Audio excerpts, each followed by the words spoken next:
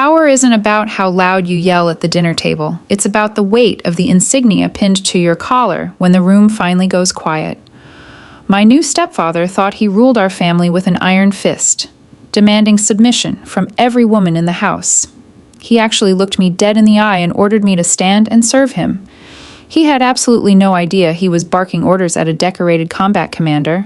2 weeks before I pulled into the sprawling, manicured driveway of my mother's new home in Connecticut, I had been standing in the tactical operations center of a forward operating base in eastern Syria. The air there had tasted of pulverized concrete and diesel exhaust, the constant hum of generators vibrating deep in my teeth. Now, the only sound was the crunch of my tires on imported white gravel and the gentle patter of autumn rain against my windshield. The contrast was so sharp it almost gave me whiplash. I cut the engine of my rental car and sat for a moment, staring at the imposing brick colonial looming in front of me.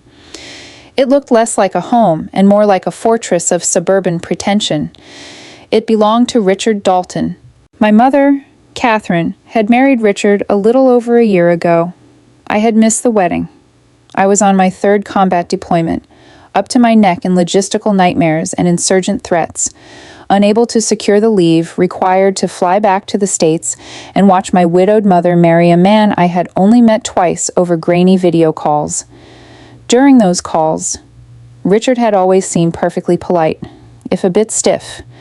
He was a senior executive at a commercial real estate firm, wealthy, traditional, and, according to my mother, exactly the kind of stable rock she needed after my father's sudden passing 5 years prior.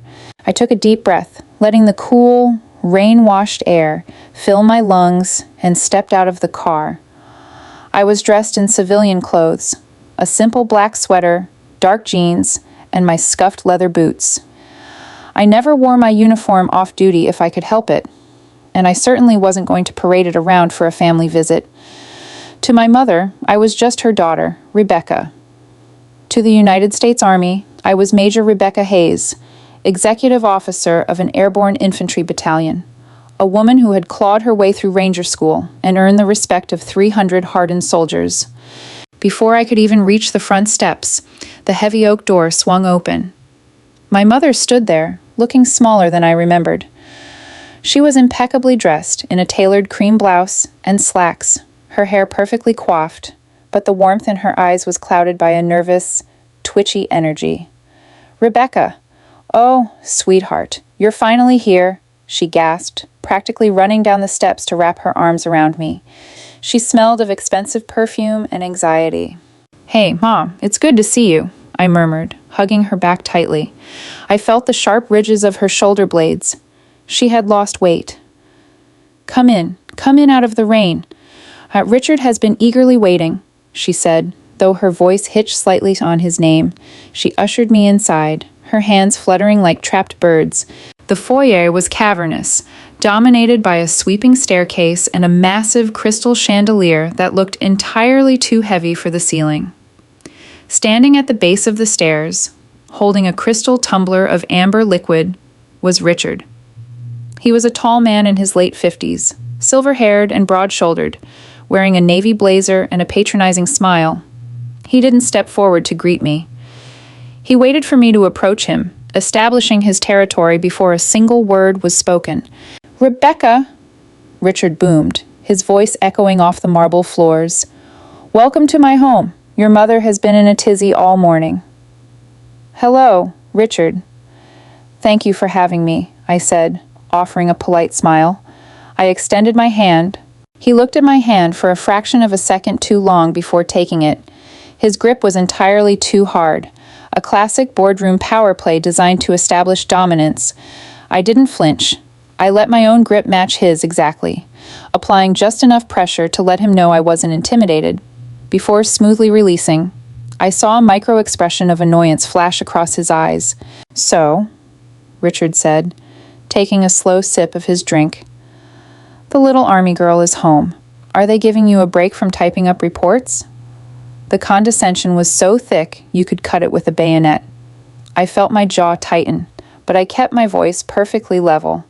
I had dealt with misogynistic, arrogant men in the military who had far more power than Richard Dalton could ever dream of holding.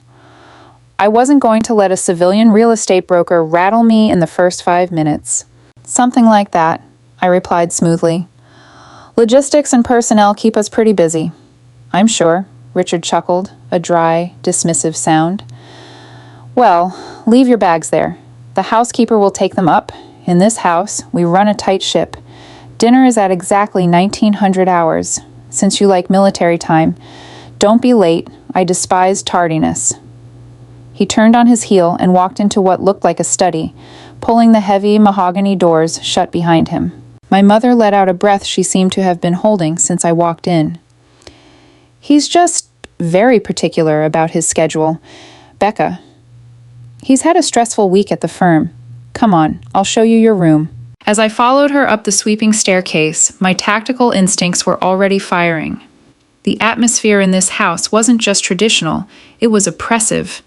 My mother, who used to be a vibrant, loud, opinionated middle school teacher, was tiptoeing around like a private in basic training, trying not to wake the drill sergeant. When we reached the guest room, she closed the door softly behind us.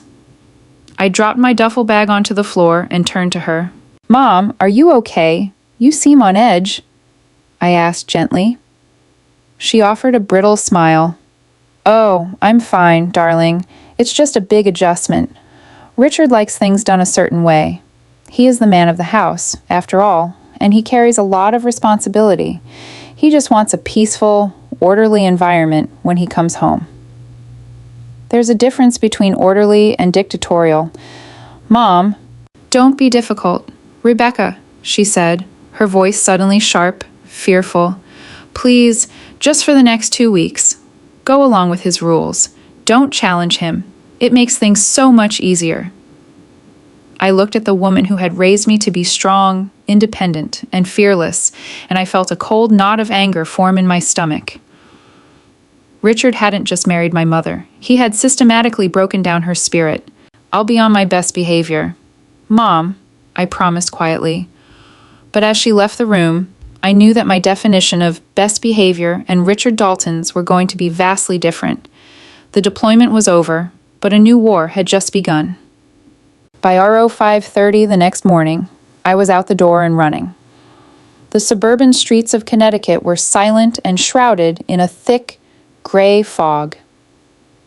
For 10 miles, I pushed my body hard, the rhythmic pounding of my boots on the pavement clearing the jet lag and frustration from my mind. In the military, physical exertion was my sanctuary.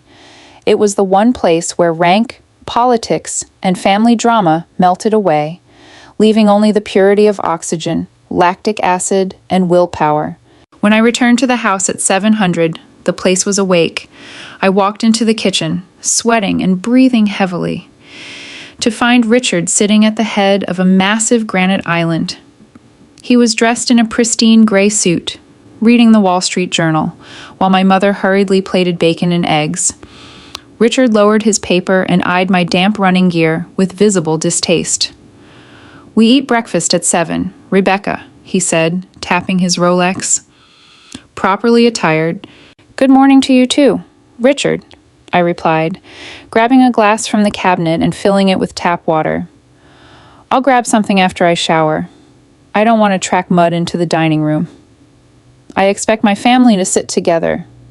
It's a matter of respect, he insisted, his tone hardening.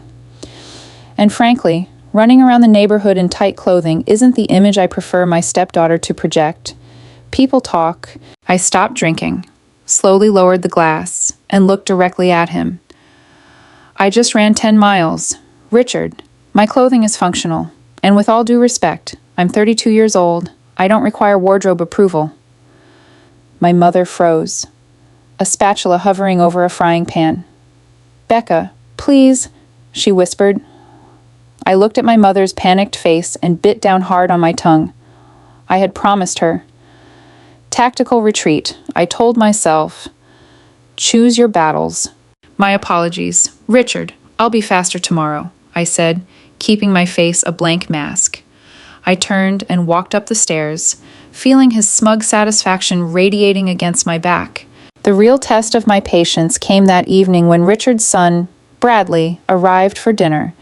Bradley was 28, a junior vice president at Richard's firm, and a carbon copy of his father.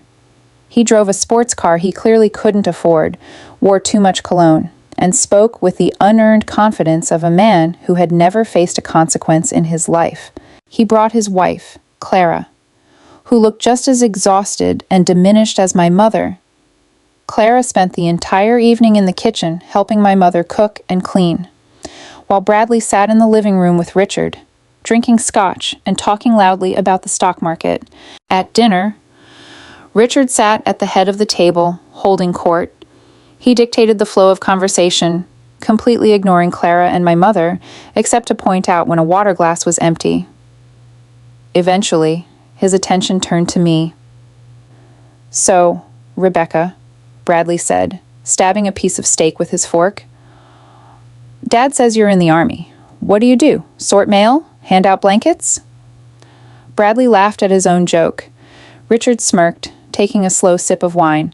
"I'm an officer," I said evenly, cutting my food with deliberate precision. Right. But what do?" Bradley pressed.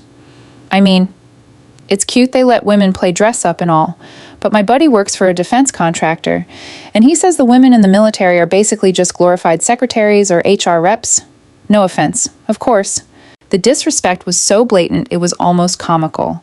I was a major. I had commanded a rifle company in Afghanistan. I had called in airstrikes that rattled the fillings in my teeth. I had written letters to the mothers of young men who hadn't made it home. And this arrogant, silver-spooned nepotism hire was calling my career cute. "None taken," I said smoothly.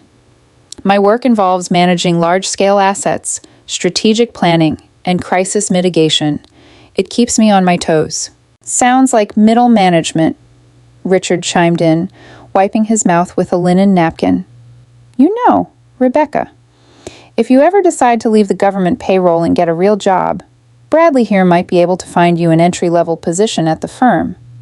Doing administrative work, of course. You'd need to learn how to operate in a high-pressure environment first." I was about to respond when my cell phone buzzed in my pocket. I pulled it out and looked at the screen. It was Captain David Mitchell, my second-in-command back at Fort Liberty, calling on a secure line. If Mitchell was calling me while I was on leave, something was burning. "Excuse me," I said, standing up. "I need to take this." "We do not use phones at the dinner table," Richard snapped, his face instantly turning red. "Sit down." "It's work. Richard, it's urgent," I said. "I don't care if it's the Pentagon calling to ask how many paperclips you need ordered," Richard bellowed, slamming his palm on the table, making the silverware jump. "In my house, you follow my rules. You will sit down until everyone is finished eating." My mother gasped, shrinking back into her chair. Clara stared at her plate, terrified. Bradley looked on with a smug grin. I looked at Richard Dalton. I saw a small, insecure man who derived his power by bullying women who couldn't fight back. I looked at the ringing phone. "This is a priority situation," I said, my voice dropping an octave, slipping instinctively into my command voice, the voice that could cut through the noise of a firefight. "I am taking this call," without waiting for his response.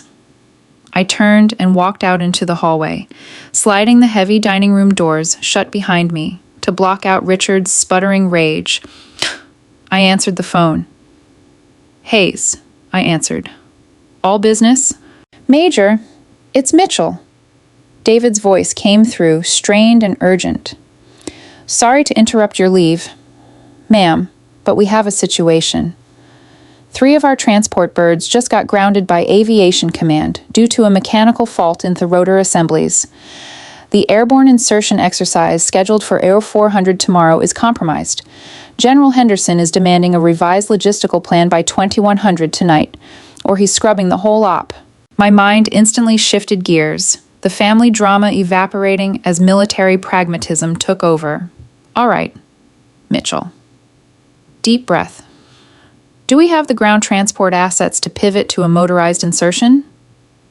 We'd need to requisition 12 additional heavy transport vehicles from the 101st and ma'am. I don't have the authorization to pull their assets.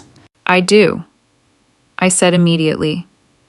Draft the requisition form. Put my authorization code on it. I'll call Colonel Davies over at the 101st and lean on him to release the vehicles. Have the platoon leaders redraw the approach vectors for a ground assault. Tell Henderson you'll have the revised plan on his desk by 2030. Copy that. Major, thank you. Ma'am, enjoy the rest of your dinner. Not likely. Mitchell. Out. I hung up the phone, my heart beating with familiar, focused energy. I took a moment to center myself before turning back to the dining room. I pushed the doors open. The room was dead silent. Richard was glaring at me, his face a mask of absolute fury. "How dare you?" Richard hissed. "How absolutely dare you walk away from my table?" "The situation required my immediate attention," I said, returning to my seat and picking up my napkin. "You think because you wear a uniform you can disrespect my authority in my own home?" Richard demanded, leaning forward. "You are nothing but a guest here, a disrespectful, arrogant guest playing a child's game." "Richard, please," my mother whimpered.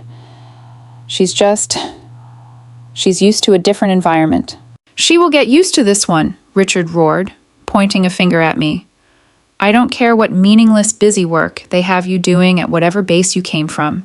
When you are under this roof, you answer to me." I stared at him, the silence stretching long and dangerous. The storm wasn't just gathering anymore. It was here. And Richard Dalton had no idea he was standing directly in the strike zone. The tension in the house over the next 3 days was a physical weight, pressing down on every room, every conversation, every forced smile. Richard treated me as if I were a mutinous sailor on his personal galleon. He instituted petty new rules, insisting I park my rental car on the street rather than the massive driveway, demanding I inform him of my whereabouts if I left the house for more than an hour, and repeatedly making belittling comments about women who tried to infiltrate men's spaces. I endured it. I endured it because every time I looked at my mother, I saw a hostage desperately trying to convince herself she was happy. I was compiling a psychological profile of Richard Dalton, and the results were textbook. A narcissistic need for control, a fragile ego threatened by female independence, and a cowardly reliance on financial dominance to keep his victims compliant. The breaking point finally arrived on the evening of their 1-year anniversary dinner. Richard had invited his extended family and several of his affluent business partners to the house. It was to be a grand catered affair, a showcase of his success, his wealth, and his perfectly submissive new wife. The dress code, Richard had announced 2 days prior, was formal elegance. He had actually handed my mother a credit card and told her to take me shopping so I wouldn't embarrass him by wearing military boots and denim. I had politely declined, assuring my mother I had something appropriate. I did. I had my Army service uniform, my dress blues. I was scheduled to attend a formal military dining out event at a base in New York 2 days later, so my uniform was pressed, pristine, and hanging in a garment bag in my closet. I had originally intended to wear a simple black cocktail dress to Richard's party, but as the evening approached, and I listened to Richard barking orders at the catering staff and snapping at my mother for placing the floral arrangements 3 inches too far to the left, I changed my mind. The party began at 1800 hours. The house filled with the scent of expensive cologne, roasted tenderloin, and the hum of wealthy, self-important chatter. I remained upstairs for the first hour. I wanted the crowd to settle. I wanted the dynamics to lock into place before I disrupted them. Downstairs, the segregation had already begun. As was typical in Richard's social circles, the women were relegated to the kitchen, the dining room, and the patio, sipping white wine and discussing gardening, charities, and their husbands' accomplishments. The men, led by Richard and Bradley, had claimed the large, wood-paneled study. They were drinking expensive scotch, smoking cigars on the adjacent balcony, and talking about corporate acquisitions and politics. It was an invisible electric fence, and everyone knew their place. Around 1930, I decided it was time. I stepped out of my room, dressed in civilian clothes for now, a sharp, tailored dark gray blazer over a black silk blouse, and fitted trousers. It wasn't my uniform yet. I was saving the heavy artillery. But it was far from the submissive, floral elegance Richard had demanded. I looked like a woman who gave orders, not one who took them. I walked down the grand staircase, my boots clicking softly against the hardwood. I bypassed the living room, bypassed the kitchen where my mother was anxiously hovering over the caterers, and walked straight toward the heavy mahogany doors of the study. I pushed them open.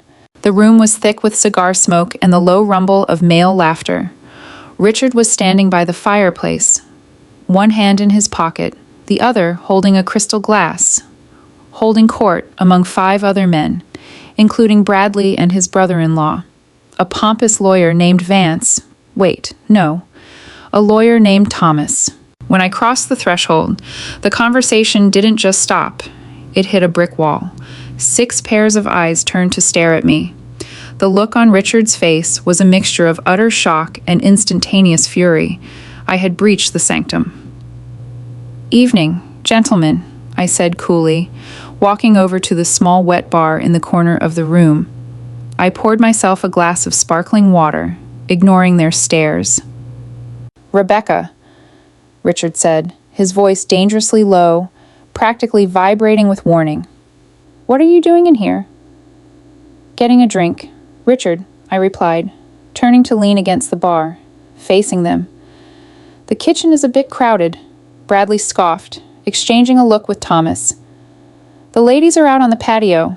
Becca, this is, well, we're talking business." "I'm familiar with business. Bradley," I said, taking a sip of my water. "Please, don't let me interrupt. You were saying something about the zoning laws in Westchester?" The silence stretched, thick and suffocating. No one moved. Richard's face was turning a dangerous shade of crimson. In his world, women did not invite themselves into the inner circle. They waited to be summoned. "Rebecca!" Richard stepped forward, closing the distance between us. He towered over me, trying to use his physical size to intimidate me. It was a tactic that might work on a junior executive, but I had gone toe-to-toe with furious battalion commanders. I simply looked up at him, my expression utterly bored. "This room is for the men right now," Richard hissed, keeping his voice just low enough that the other guests couldn't hear the absolute venom in it. "You are embarrassing your mother, and you are disrespecting me. Get out." Before I could respond, the study doors flew open again. It was my mother. She looked terrified, her eyes darting between me and Richard. She had a silver tray of hors d'oeuvres in her hands, her knuckles white from gripping it so hard. "Richard, darling, I just thought you and the gentleman might want some." She trailed off, seeing the sheer hostility radiating from her husband. "Catherine," Richard barked, all pretense of polite society vanishing. "I told you we were not to be disturbed." My mother flinched violently, as if he had struck her. In her panic, her hands trembled, and the heavy silver tray tilted. A dozen delicate pastry cups slid off the edge, crashing onto the antique Persian rug in a mess of flaky crust and caviar. Oh, I'm so sorry," she gasped, dropping to her knees immediately, frantically trying to scoop the mess up with her bare hands.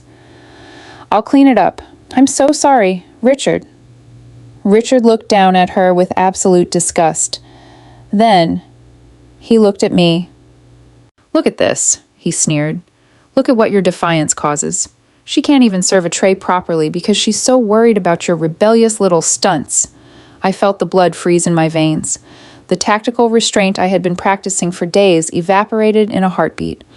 I set my glass down on the bar with a sharp, definitive clack. "Do not speak to my mother like that," I said. My voice wasn't loud, but it carried the lethal, absolute authority of a commanding officer. The men in the room shifted uncomfortably. Thomas coughed into his hand. Bradley took a step back. Richard's eyes went wide with rage.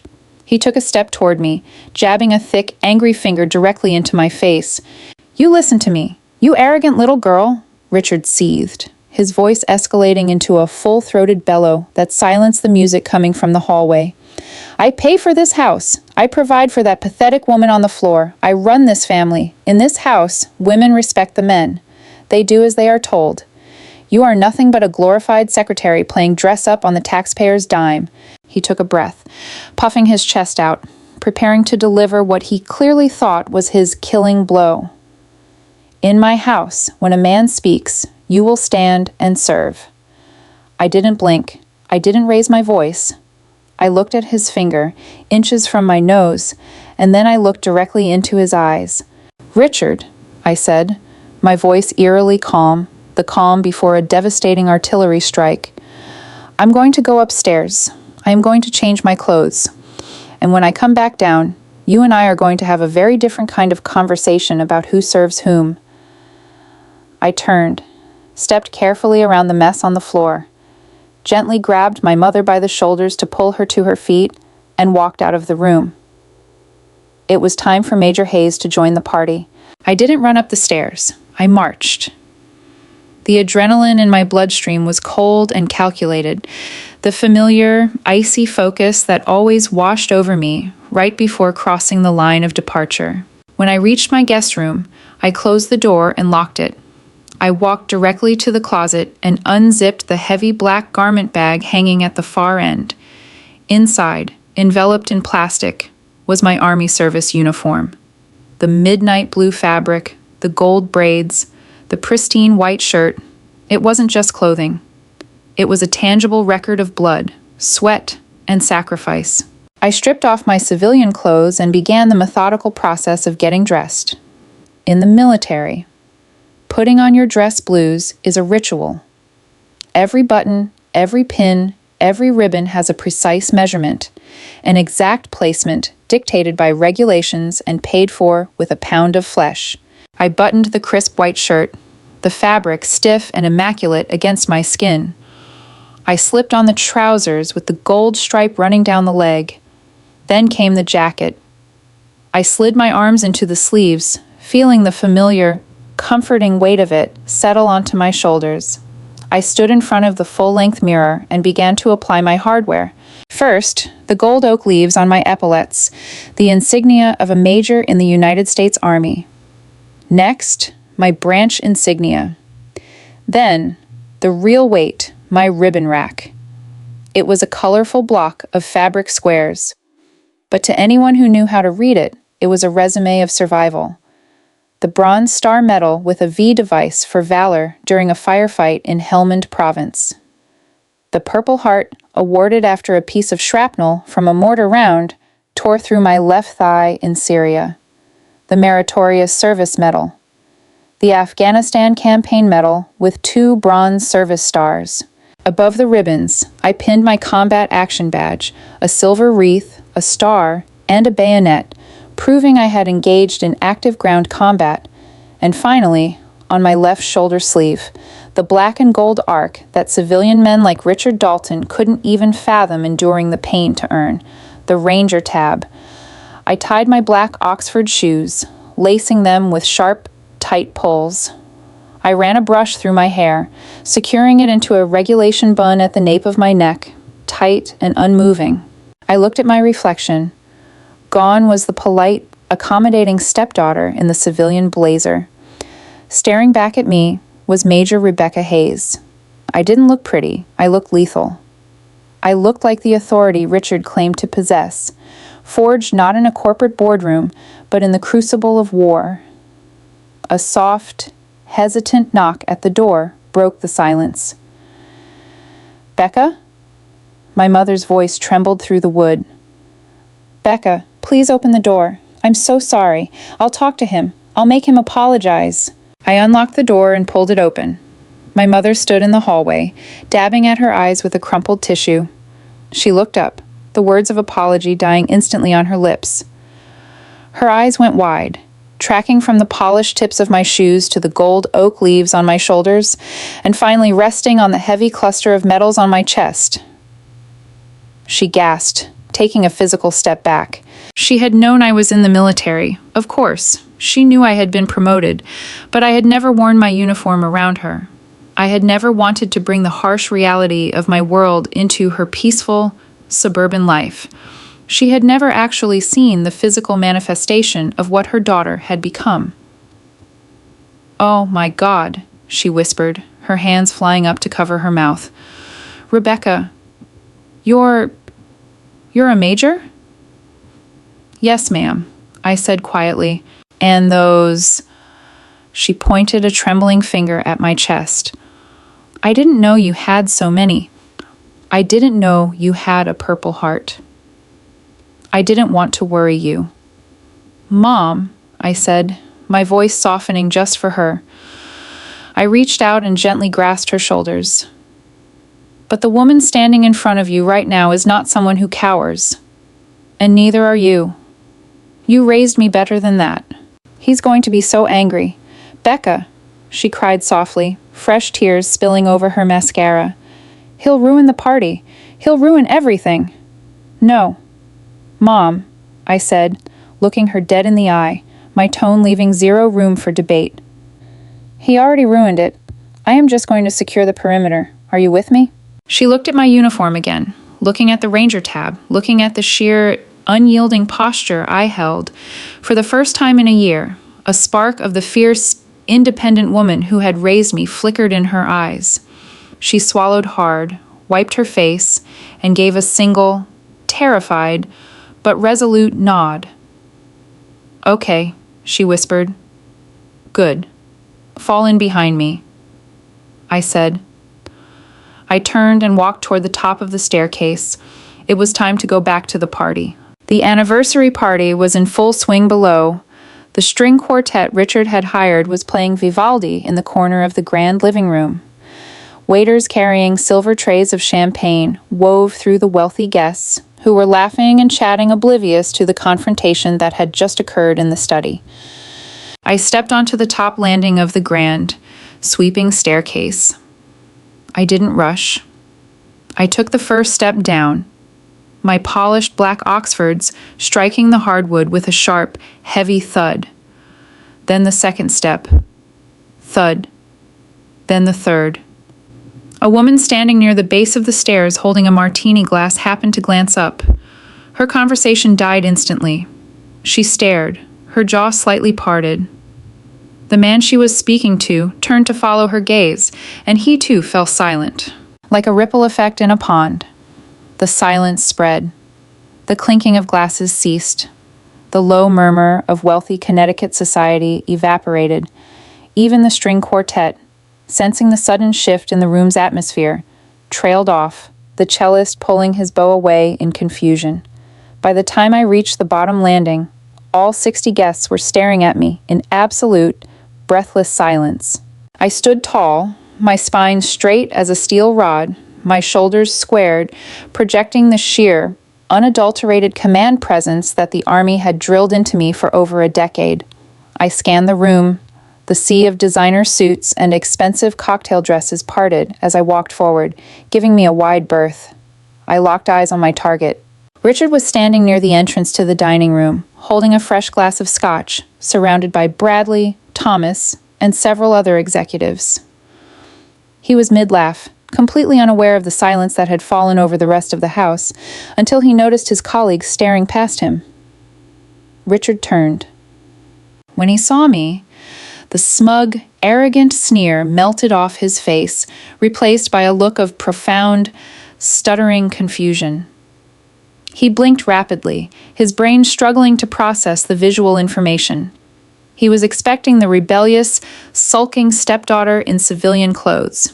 He was not expecting an imposing, decorated field-grade officer in full-dress blues. "What? What is this?" Richard sputtered, his voice unnecessarily loud in the dead-silent room. He tried to recover his bravado, forcing a dismissive scoff. "Is this a joke? Did you put on a Halloween costume to make a point, Rebecca?" He looked to his friends for support, but nobody laughed. Standing directly to Richard's left was Jonathan Caldwell. Jonathan was a billionaire real estate developer. Richard's biggest client, and the man this entire party was ostensibly designed to impress. I had researched the guest list. I knew who Jonathan Caldwell was. More importantly, I knew he was a retired Marine Corps colonel who served in Desert Storm. Jonathan was not looking at me with the confusion Richard had. Jonathan was looking at the gold oak leaves on my shoulders, the combat action badge, and the ranger tab, and Jonathan Caldwell was standing at rigid attention. "Shut your mouth, Richard," Jonathan said, his voice a low, dangerous gravel that cut through the room like a knife. Richard whipped his head around to look at his most important client, completely stunned. "Jonathan, she's just—" "I said shut your mouth," Jonathan repeated, not breaking eye contact with me. "That is not a costume. That is a major in the United States Army, and from the heavy metal on her chest, she has seen more combat than anyone in this zip code. You will address her with respect." A collective, quiet gasp rippled through the gathered crowd. Richard's face drained of color, turning a sickly, pasty white. Bradley, standing behind him, suddenly looked like he wanted the floor to swallow him whole. I walked forward, stopping exactly 3 feet in front of Richard, invading his personal space just enough to make him instinctively lean back. "You told me to stand and serve." "Richard," I said. My voice was perfectly calm, perfectly modulated, but it carried to every corner of the silent house. "I am standing, and I have served." I reached up and tapped the bronze star. "I served in Helmand Province, where I pulled 2 of my soldiers out of a burning Humvee." I tapped the purple heart. "I served in Raqqa, where I took shrapnel to the leg to secure a perimeter so civilian medical teams could evacuate." I looked down at him, letting my eyes burn into his. "I serve the United States of America. I command 300 infantrymen who would walk through fire if I gave the order. I manage millions of dollars in tactical assets, and I navigate geopolitical crises that would give you a stress-induced heart attack. So, tell me, Richard, when you demand that a woman stand and serve you in your home because you negotiated a commercial lease on a strip mall, exactly what authority do you think you are invoking?" Richard's mouth opened and closed like a dying fish. His entire worldview, his entire carefully constructed facade of patriarchal dominance, was being publicly, methodically dismantled in front of his peers, his family, and his most vital client. "This is my house," he finally stammered, his voice weak, trembling, devoid of the booming thunder he had used just 20 minutes prior. You can't speak to me like this under my roof." "Your roof?" I challenged, taking 1/2 step closer. "You think paying a mortgage gives you the right to demean my mother? You think your money buys you a dictatorship? Power isn't a bank account. Richard, power is respect. And looking at you right now, in front of everyone you desperately want to impress, I don't see a powerful man. I see a pathetic, insecure bully who is terrified of women who don't need his permission to exist." The silence in the room was absolute. No one moved to defend him. Not Bradley, not Thomas. They were completely paralyzed by the sheer, overwhelming force of a psychological ambush they never saw coming. Richard's humiliation finally boiled over into desperate, cornered panic. He couldn't win on the merit of character. He had lost his social standing in front of Jonathan Caldwell, so he fell back on the only weapon he had left, his wealth and his property. "Get out!" Richard screamed, his face flushing a violent, apoplectic purple. Spittle flew from his lips. "Get out of my house right now. Both of you, Catherine, pack your bags and get your disrespectful brat out of my sight. I'm cutting you off, you hear me? You get nothing." My mother stepped out from the hallway, moving to stand directly beside me. She was trembling, her hands clasped tightly together, but her chin was raised. "You don't need to yell, Richard," my mother said, her voice shaking but surprisingly clear. "We're leaving." "You're damn right you're leaving," he sneered, pointing at the door. "And don't think you're getting a dime in the divorce. I own this house. I own everything." That was the moment I deployed the final ordinance. I had spent the last 3 days enduring his abuse, but I had also spent those 3 days on my laptop in my room, pulling public records, mortgage histories, and financial filings. When you work in military logistics, you learn how to track money. Actually, Richard, you don't, I said smoothly, pulling a folded piece of paper from the inside breast pocket of my dress jacket. I unfolded it slowly. I pulled the deed and the mortgage records for this property. I continued, holding the paper up. You told your friends you bought this house outright, but the records show a massive initial down payment of $800,000 made 16 months ago. A down payment that originated from my mother's bank account. The crowd murmured. Richard's eyes darted nervously. That was my father's life insurance policy, I said, my voice turning icy. You convinced my grieving mother to liquidate her safety net to secure the mortgage on this status symbol of a home, and you put her on the deed as a joint tenant with right of survivorship to avoid the gift tax, which means, legally, she owns exactly 50% of this property. I took another step toward him, forcing him to look up at me. She's not leaving with nothing. Richard. She's leaving with half the equity, half the assets, and her dignity. And if you try to drag this out in court, or if you ever raise your voice to her again, I will have JAG lawyers pro bono dissecting your finances so thoroughly your firm will have to file for bankruptcy just to cover the legal discovery fees. Richard staggered back, hitting the edge of the dining room table. His glass tipped over, spilling expensive scotch onto the linen tablecloth. He looked around the room. His guests were looking at him with undisguised contempt. Jonathan Caldwell stepped forward, buttoning his suit jacket. Richard, Jonathan said coldly, our firm will be terminating our contract with Dalton Real Estate effective immediately on Monday morning. I do not do business with men who disrespect the uniform, and I certainly do not do business with men who steal from widows. Jonathan turned to me, his posture stiffening, slowly, deliberately. The billionaire raised his right hand and delivered a crisp, perfect military salute.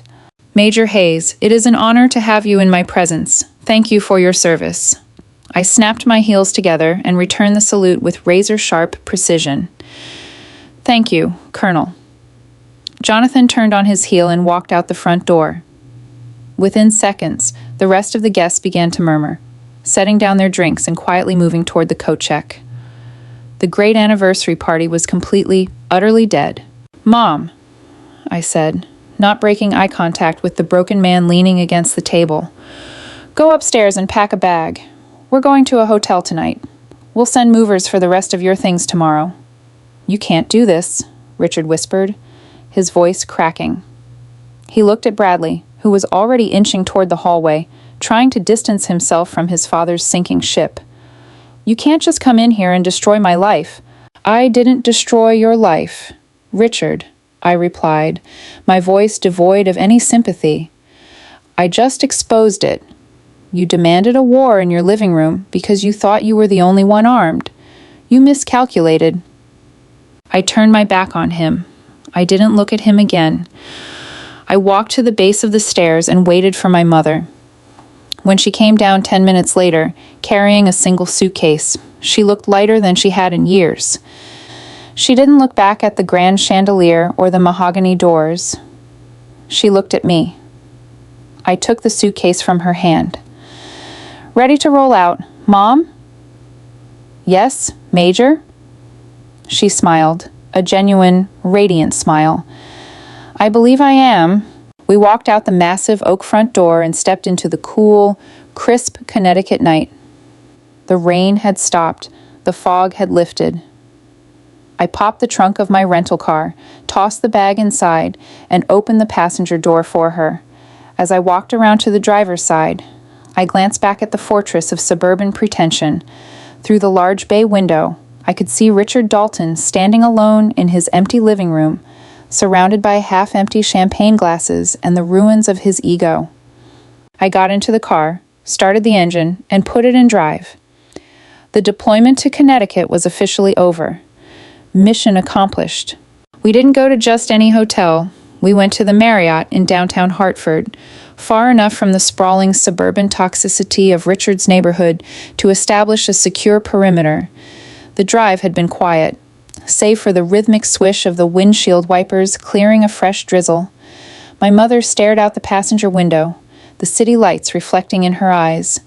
I could see the adrenaline crashing out of her system, replaced by the terrifying, exhilarating gravity of what she had just done. When we got to the suite, I immediately went into logistics mode.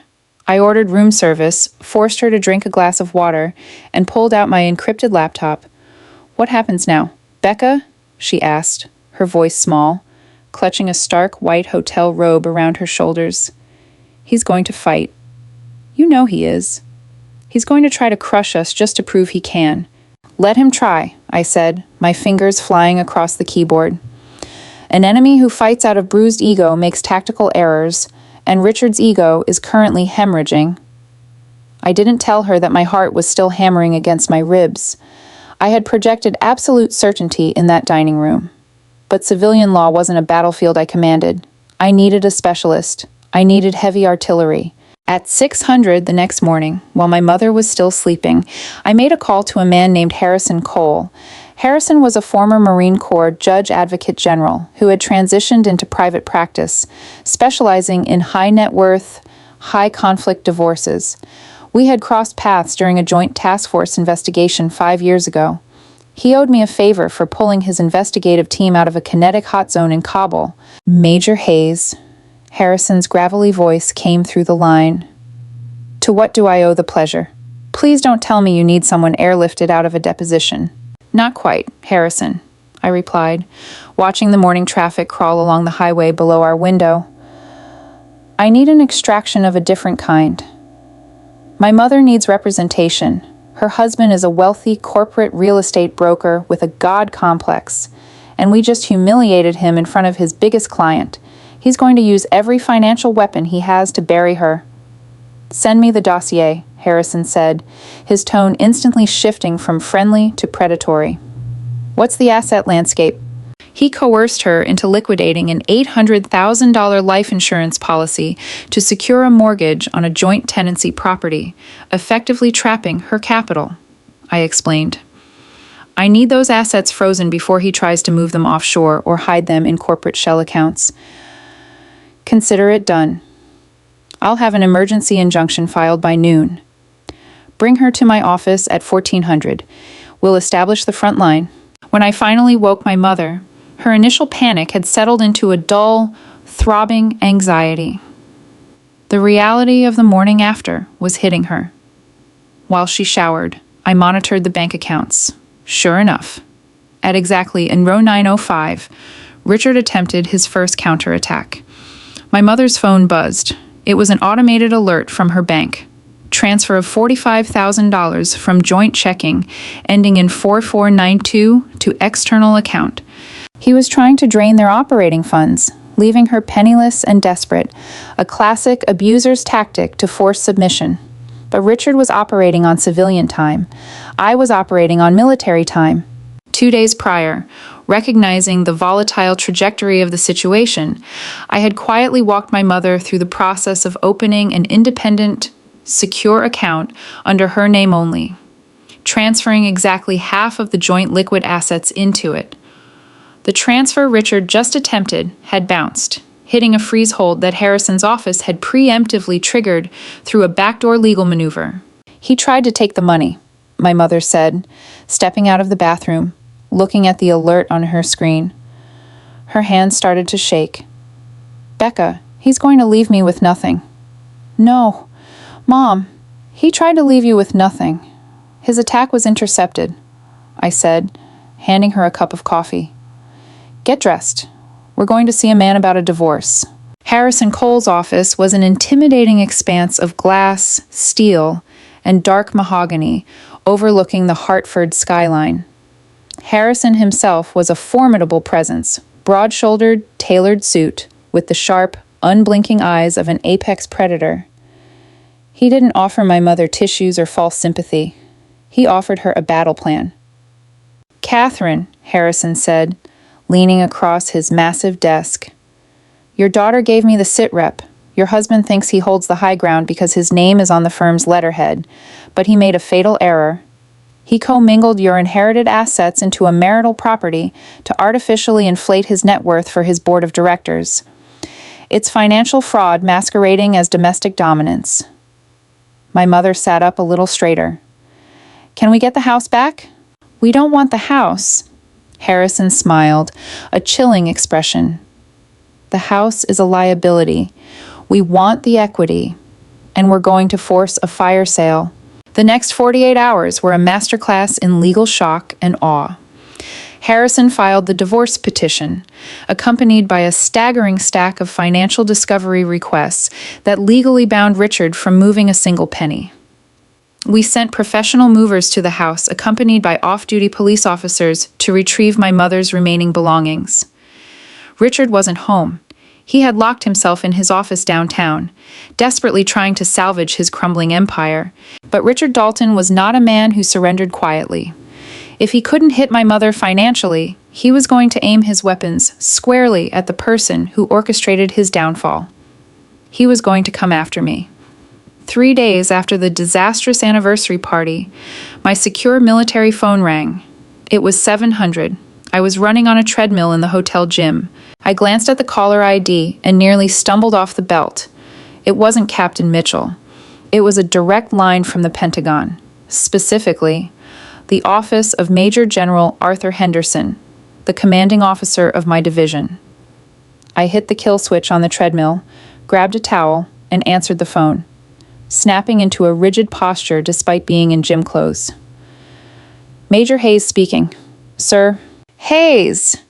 General Henderson's voice boomed through the speaker, stern and unreadable. I'm looking at a very interesting piece of correspondence that just crossed my desk via the Department of Defense Inspector General's office. It's a formal civilian complaint filed against you. My blood ran cold. The military takes civilian complaints regarding officer conduct extremely seriously, especially if there are allegations of abusing rank. Sir, I responded, keeping my voice perfectly level. The complainant is a Mr. Richard Dalton, Henderson continued, reading from a file. He alleges that you, while in full dress uniform, invaded a private gathering, physically intimidated him, and used your military authority to threaten his financial and physical safety. He's demanding a formal court-martial inquiry, claiming your behavior is a disgrace to the uniform. Richard had gone for the throat. He couldn't win the domestic battle, so he tried to leverage his political connections to destroy my career. He wanted to strip me of the very uniform that had humiliated him. General, if I may explain. Save it, Major. Henderson interrupted. The line was silent for an agonizing 3 seconds. Then, I heard a sound I completely did not expect. General Henderson chuckled. It was a low, rumbling laugh that slowly built into genuine amusement. Sir, I asked, thoroughly confused. Hayes, I received this complaint at 0500 this morning. At 05:15, I received a personal phone call from a retired Marine colonel named Jonathan Caldwell, Henderson said, the sternness completely evaporating from his tone. Colonel Caldwell and I served together in Fallujah in EO4. He gave me a very detailed, very colorful eyewitness account of exactly what transpired in that dining room. I exhaled a breath I didn't realize I'd been holding. Caldwell told me you demonstrated exceptional tactical restraint in the face of extreme provocation. Henderson continued. He said you executed a flawless psychological flank on a man who was verbally abusing a civilian dependent. Is that an accurate assessment, Major? Yes, sir, it is. Good. Because Caldwell also mentioned that Dalton was trying to steal your widowed mother's life insurance payout to fund his own real estate ventures. The DoD does not take kindly to civilians attempting to weaponize military oversight to cover up their own domestic financial abuse. What happens to the complaint, sir? It's already been shredded, Henderson stated flatly. But I did have my adjutant send Mr. Dalton a formal letter acknowledging receipt of his complaint. I also included a friendly reminder that filing false reports against an active duty military officer in an attempt to leverage a civilian divorce proceeding is a federal offense, and if he contacts my office again, I will have JAG refer the matter to the FBI. Thank you, sir. Don't thank me. Hayes, just finish your extraction and get your ass back to base by Monday. We have a battalion to run. Copy that. General, out. I hung up the phone, a fierce, triumphant smile spreading across my face. Richard had fired his best shot, and it had bounced off the armor of military brotherhood. While Richard was failing to destroy my career, his own was actively collapsing around him. The fallout from Jonathan Caldwell's departure was catastrophic. Caldwell wasn't just a client. He was the anchor tenant for Dalton Real Estate's largest commercial development project. When Caldwell pulled his funding on Monday morning, rumors spread through the Connecticut financial sector like wildfire. By Tuesday, 3 other major investors had frozen their capital commitments, citing sudden instability in the firm's leadership. Richard's board of directors called an emergency meeting on Wednesday afternoon. I knew this because Harrison Cole had eyes inside the firm. According to Harrison's sources, Richard had walked into the boardroom looking like a man who hadn't slept in a week. He tried to project his usual booming confidence, claiming Caldwell's departure was a minor setback and that he had the situation handled. But Richard hadn't anticipated the ultimate betrayal. He had raised his son, Bradley, to be a carbon copy of himself, ruthless, self-serving, and devoid of loyalty to anything but power and money. When the board demanded answers regarding the massive financial hemorrhage, it was Bradley who stood up. Bradley, who had stood behind his father and mocked my uniform just days prior. Bradley, who realized that the Dalton name was suddenly toxic. My father is experiencing a severe personal crisis, Bradley had announced to the board, throwing Richard squarely under the bus to save his own junior vice president position. His impending, highly public, and contentious divorce is clearly clouding his judgment and jeopardizing our fiduciary duties to our investors. I move for an immediate vote of no confidence and require my father to take an indefinite leave of absence, surrendering his voting shares until this matter is resolved. Richard had reportedly erupted, screaming at his own son, slamming his fists on the mahogany table. But the board, smelling blood in the water, unanimously agreed with Bradley. In the span of 5 days, Richard Dalton had lost his wife, his biggest client, his reputation, and his own company, ousted by the very son he had molded in his own toxic image. The siege was over. It was time to accept his surrender. 2 months later, the autumn leaves in Connecticut had turned brittle and brown. I had returned to active duty, throwing myself back into battalion logistics, but I flew back to Hartford on a crisp Tuesday morning for the final mediation session.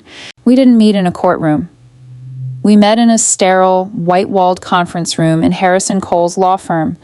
There were no grand chandeliers, no mahogany desks for Richard to hide behind.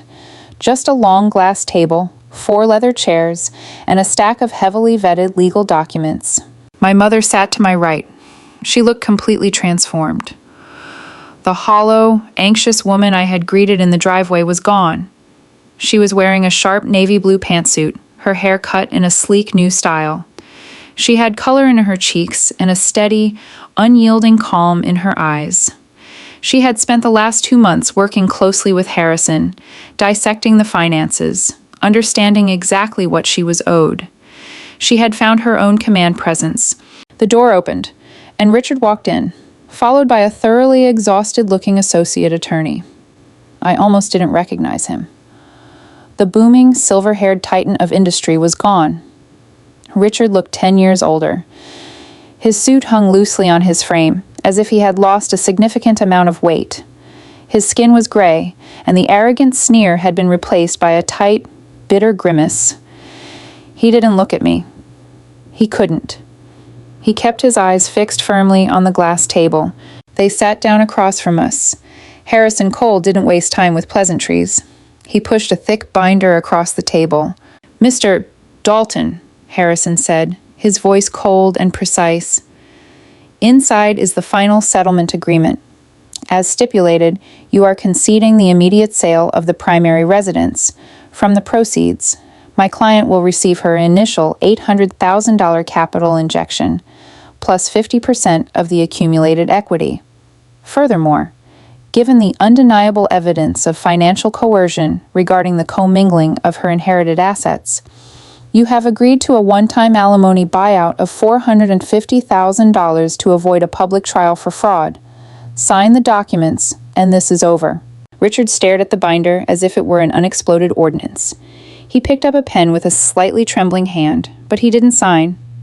Instead, he looked up, his bloodshot eyes finding my mother for the first time. He tried, one last time, to reach into his old toolbox of manipulation. "Catherine," Richard whispered, his voice cracking, dripping with manufactured sorrow. "Look at what this has come to. We were a family. I gave you a beautiful home. I provided for you. I loved you. Are you really going to let this aggressive lawyer and your daughter tear us apart? You know you can't handle this kind of stress on your own."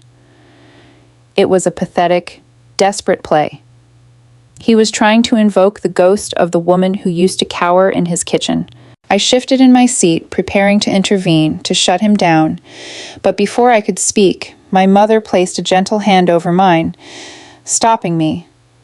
She looked across the table at the man who had tried to systematically erase her identity.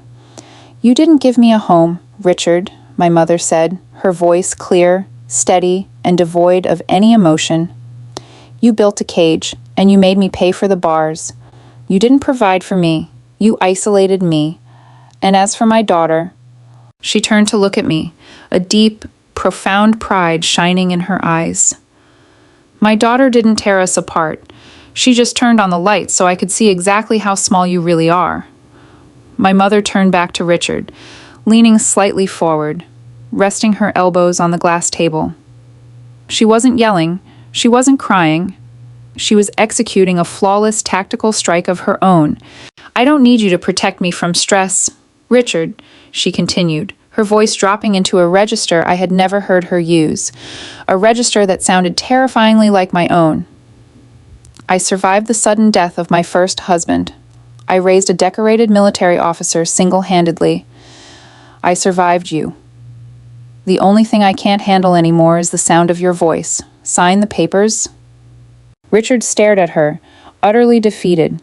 The last thread of his perceived power snapped. He wasn't just losing to a major in the army anymore. He was losing to the woman he had deemed too weak to even serve hors d'oeuvres properly. He lowered his head, the fight completely draining out of his body. With a shaky hand, he clicked his pen and signed his name on the dotted line. He signed away the house, the money, and the final illusion of his superiority. When it was done, his lawyer packed up the briefcase and ushered Richard out of the room. He didn't say goodbye. He just shuffled out the door, a hollowed-out shell of a dictator who had finally been overthrown. Harrison Cole closed the binder with a satisfying thud. "Outstanding execution. Ladies, the funds will be wired into your independent account by Friday." "Thank you, Harrison," I said, shaking his hand. My mother stood up, smoothing the front of her jacket. She took a deep breath, looking around the sterile conference room as if she were seeing the world in full color for the first time in over a year. We walked out of the law firm and stepped onto the bustling Hartford sidewalk. The air was crisp and cold, smelling of roasted nuts and exhaust fumes. It was the smell of the real world, chaotic and free. "So," my mother said, turning to me with a bright, genuine smile. "Where to next, Major?" "Well," I smiled back, linking my arm through hers. "I have a flight back to base at 1600 hours, but right now, I think we have time to get a really good steak. My treat." "Sounds perfect," she laughed, a beautiful, unburdened sound that echoed down the street. As we walked toward the restaurant, I felt the familiar weight of my military service resting on my shoulders. I had spent my entire adult life learning how to dismantle enemy strongholds, secure perimeters, and protect those who couldn't protect themselves. But I had never realized that the most vital mission of my career wouldn't happen in the deserts of the Middle East. It happened in a dining room in Connecticut. It happened the moment I realized that true power isn't about demanding submission. It's about standing your ground so others can find the strength to stand up with you. Richard Dalton had demanded that we stand and serve him. We did. We served him exactly what he deserved. And as I walked down the street with my mother, her head held high and her future secure, I knew one thing for absolute certain. The battlefield was clear, the casualties were minimal, and we had undeniably won the war. The winter transition at Fort Liberty brought a biting, unforgiving wind that swept across the North Carolina pines. But it was a cold I understood. It was predictable. For 6 months after the mediation in Hartford, my life had returned to the comfortable, high-stakes rhythm of military logistics. I was planning division-wide deployment exercises, coordinating multi-million-dollar equipment transfers, and leading my battalion through the grueling paces of combat readiness. My mother, meanwhile, was flourishing. With her finances secured and the toxic anchor of Richard Dalton finally cut loose, she had moved into a beautiful, sunlit condo in Alexandria, Virginia. Closer to the base, but far enough to maintain her independence. She had even started substitute teaching again. The war, it seemed, was fully behind us. But insurgencies rarely die with the fall of a single dictator. Sometimes, the power vacuum simply breeds a much more desperate, erratic enemy. The first warning shot came on a Tuesday in early March. I was in the Battalion Tactical Operations Center, up to my elbows in supply manifests, when my secure cell vibrated. It was my mother. I answered immediately, expecting her usual cheerful update about her garden or a new recipe she was trying. Instead, her voice was tight, thin, and stretched with a panic I hadn't heard since the night of the anniversary party. "Becca," she said, her breath hitching. "My card just got declined at the grocery store. I checked my banking app. It says my account is frozen. All of it. The alimony, the house equity, my savings, everything." I dropped the manifest onto my desk, my tactical brain instantly shifting gears. "Okay, Mom." Deep breath. "It's probably a bank error or a fraud alert. I'll call them." "It's not an error," she whispered, a distinct tremor in her voice. "I just got off the phone with the branch manager. He said there's a federal injunction on the account. He said I'm being sued." I froze. Sued? By who? By Dalton Commercial Real Estate. The name hit like a mortar shell in the distance. Richard was supposed to be completely neutralized, stripped of his voting shares, and banished to a quiet, humiliated retirement. "Stay put. Mom, don't speak to anyone," I ordered, already pulling up Harrison Cole's contact info on my computer. "I'm calling the cavalry." 10 minutes later, I had Harrison on a secure line. The former Marine JAG sounded just as lethal as he had 6 months ago, but there was a sharp edge of irritation in his gravelly voice. "Major Hayes," Harrison answered. "I assume you're calling about the ambush." "Harrison, what the hell is happening?" I demanded, pacing the length of my office. "I thought Richard signed an ironclad mediation agreement. How is my mother's money frozen?" "It's not Richard," Harrison corrected, the sound of paper shuffling echoing over the line. "Richard is currently residing in a dry-out clinic in Florida, drinking himself into irrelevance. This attack is coming from the new CEO, Bradley. Bradley, the smug, incompetent nepotism hire who had thrown his own father to the wolves to save his junior vice president title." "Bradley?" I scoffed. "Bradley doesn't have the spine to tie his own shoes without his father's permission." "He doesn't need a spine, Rebecca. He has corporate lawyers and a crumbling empire," Harrison explained grimly. When Jonathan Caldwell pulled his funding after the party, it triggered a domino effect. Dalton Real Estate is hemorrhaging capital. Bradley is facing a shareholder revolt, and he is desperately looking for a scapegoat and a cash injection. "So he's coming after my mother's settlement?" He filed a civil suit this morning for tortious interference and fraudulent conveyance, Harrison stated, reading from the legal filing. He's claiming that your mother, and by extension, you, conspired to intentionally humiliate Richard in front of Jonathan Caldwell for the express purpose of destroying the firm's business relationships and coercing a massive financial payout during a period of diminished mental capacity. I stopped pacing. The sheer audacity of the lie was staggering. That's insane. Caldwell walked away because Richard was an abusive tyrant. Bradley was in the room. He saw it. Truth doesn't matter in a war of legal attrition. Major, Harrison warned gently. At la fin, Bradley convinced a sympathetic, business-friendly judge to issue an emergency freeze on your mother's assets pending investigation. He knows he can't win this in front of a jury. His strategy is to starve you out. He wants to drain your mother's resources fighting the injunction so that she eventually surrenders the $450,000 alimony buyout just to get the freeze lifted. It was a classic siege tactic. Cut off the enemy's supply lines, surround them, and wait for them to starve. How do we break the siege, Harrison? I'm filing a motion to quash the injunction, but it will take weeks to get on the docket.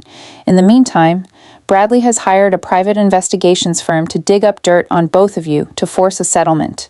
Keep your head on a swivel, Rebecca. He's going to look for any weakness he can exploit.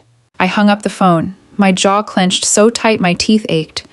Bradley Dalton thought he was playing a clever game of corporate chess, but he was stepping onto a battlefield he didn't understand. He didn't just attack a civilian. He attacked the family of a commanding officer. And I was about to teach him why you never poke a sleeping dragon. A week passed. I had wired my mother enough money from my own military salary to keep her comfortable, refusing to let her feel the panic Bradley was trying to inflict. But the tension was a quiet, humming wire in the back of my mind. Harrison was fighting a trench war in the civil courts, filing motions that Bradley's highly paid corporate attorneys were intentionally stalling. Then, the enemy tried to breach the wire. It was 1400 hours on a Thursday. I was reviewing a motorized convoy route in the briefing room when Captain David Mitchell, my fiercely loyal, sharp-eyed executive officer, knocked on the heavy wooden door frame. Major Hayes, Mitchell said, stepping into the room. His posture was rigid, but his eyes conveyed a quiet urgency. Can I have a word, ma'am? Off the record. Close the door. Mitchell, what is it? Mitchell shut the door, instantly isolating us from the noise of the Tactical Operations Center. Ma'am, about 20 minutes ago, I was approached outside the PX by a civilian, Mitchell began, his brow furrowed. He flashed a badge, claimed he was a federal background investigator conducting a routine TS-SCI security clearance renewal for you. He started asking highly specific questions. My instincts flared. I wasn't due for a top-secret clearance renewal for another 3 years. What kind of questions, Captain? He didn't ask about your finances or foreign contacts, ma'am. He asked if you had ever used base communication assets for personal business. He specifically asked if you had a history of intimidating civilians under the guise of military authority. I felt a cold, hard knot form in my stomach. Bradley's private investigator. What did you tell him, Mitchell? Mitchell stood just a little taller, a fierce pride in his voice. I told him you are the most disciplined, strictly regulated officer in this battalion. Then I subtly checked his credentials while pretending to tie my boot. His badge was a cheap private investigator knockoff, and his vehicle had Connecticut plates. I noted the license number and politely told him to vacate the installation before I called military police to escort him out. Excellent work. Captain, I said, a slow, dangerous smile spreading across my face. Do you know where he went? He didn't leave base immediately, ma'am. He parked over by the visitor center near the main gate. I suspect he's waiting to ambush other personnel from our unit. Not on my watch, I said, grabbing my patrol cap from the desk. Mitchell, hold the fort. I have a civilian pest control issue to handle. I left the headquarters building, the bright North Carolina sun beating down on my uniform. I didn't take a vehicle. I walked the half-mile to the visitor center. I wanted the cold air in my lungs. I wanted the kinetic energy of the march. The visitor center parking lot was half empty. I spotted the car immediately, a dark gray sedan with Connecticut plates, parked facing the exit. The engine was idling. I walked directly up to the driver's side window. The man inside was in his late 40s, wearing a cheap suit, intensely focused on a telephoto camera resting in his lap. He didn't notice me until I tapped a single, sharp knuckle against his glass.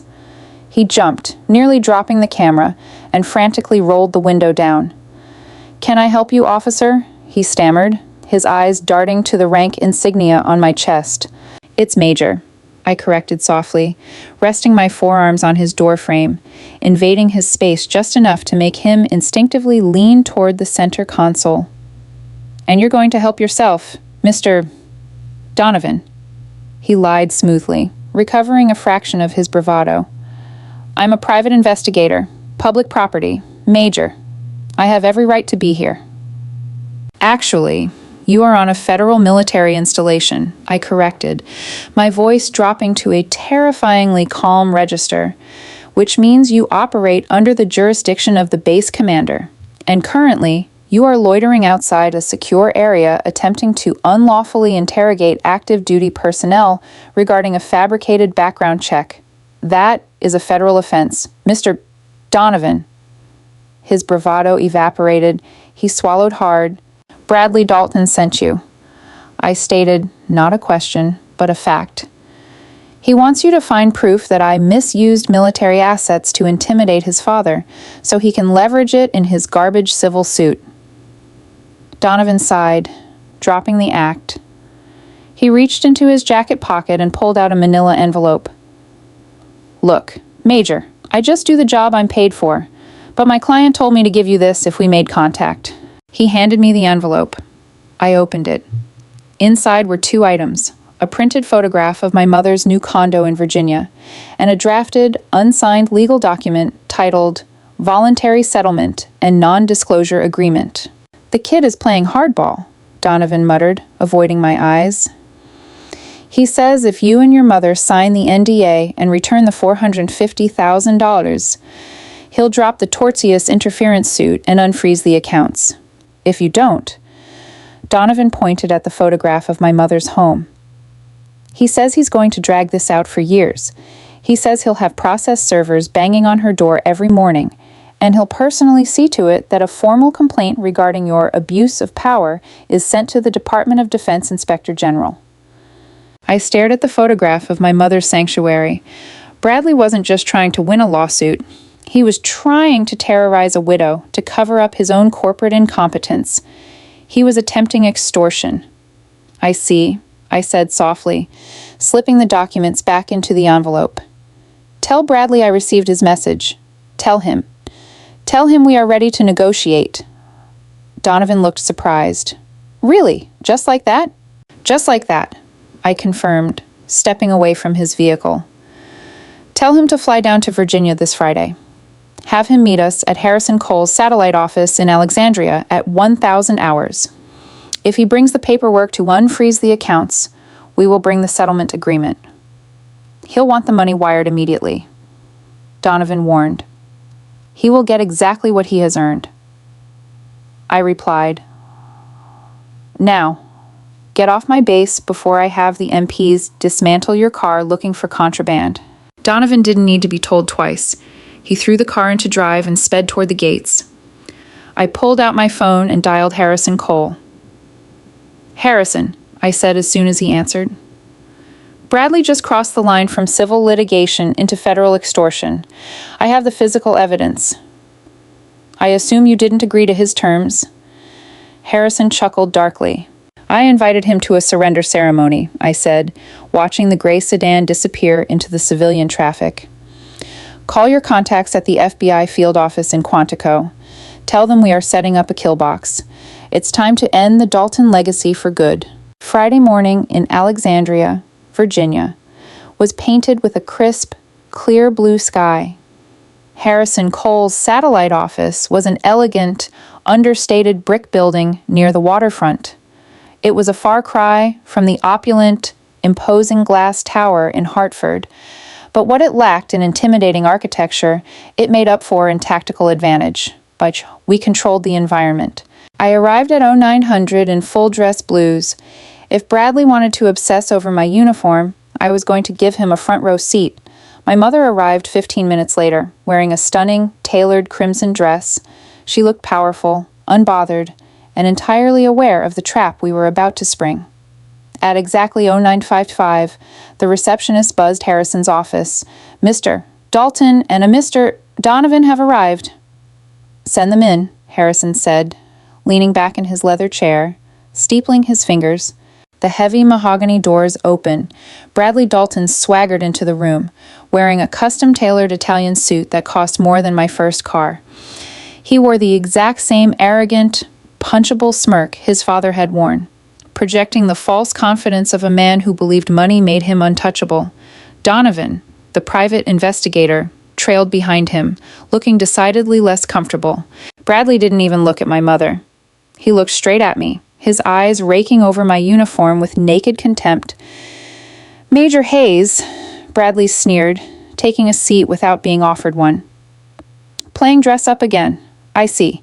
I'm glad you finally saw reason. This whole little rebellion of yours has been a massive waste of my time." "Good morning, Bradley," I said smoothly, remaining standing near the window. "I understand you brought the documents to lift the injunction on my mother's accounts." Bradley snapped his fingers. Donovan hurriedly pulled a stack of legal papers from his briefcase and slid them across the table toward Harrison. "Signed and notarized by the judge," Bradley gloated. "The minute your mother signs the NDA and the $450,000 hits the Dalton real estate corporate account, the freeze is lifted. She gets the rest of her little nest egg back, and you get to keep your shiny medals. Everyone wins." Harrison Cole didn't touch the papers. He looked at Bradley with the detached curiosity of a scientist observing a particularly stupid insect. "And if she refuses to sign?" Harrison asked softly. Bradley leaned forward, resting his elbows on the table, trying to project menace. "If she doesn't sign, I bury her. I keep the accounts frozen until she can't afford groceries. And my friend Donovan here takes his very detailed report about Major Hayes abusing her military authority directly to the Pentagon, the press, and anyone else who will listen. I will end her career, and I will leave Catherine penniless. Now, sign the damn paper." The silence in the room was absolute.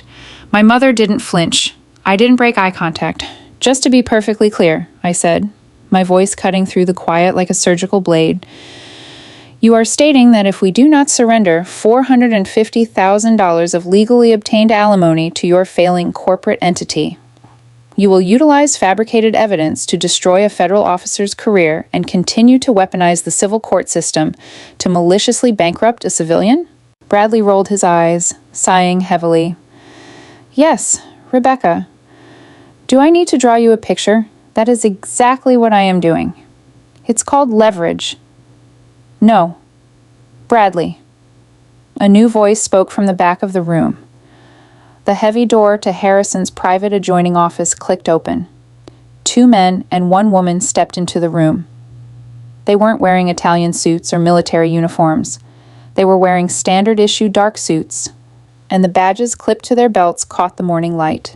"It's called extortion," the lead agent said, holding up a small digital audio recorder. "And it is a federal crime." Bradley's arrogant smirk vanished instantly, replaced by a look of profound, stuttering horror. The blood drained from his face so fast he looked like he might pass out. He stared at the FBI agents, then whipped his head toward Donovan. Donovan was already backing away, his hands raised in surrender. "Hey, I'm just a contractor. I didn't know he was going to say all that out loud." "Mr. Bradley Dalton," the lead FBI agent continued, pulling a pair of steel handcuffs from his belt. "You are under arrest for extortion, blackmail of a federal officer, and conspiracy to commit wire fraud. We also have a warrant to seize all servers and financial records at Dalton Real Estate, pursuant to an investigation into fraudulent corporate filings." "No! Wait! You can't!"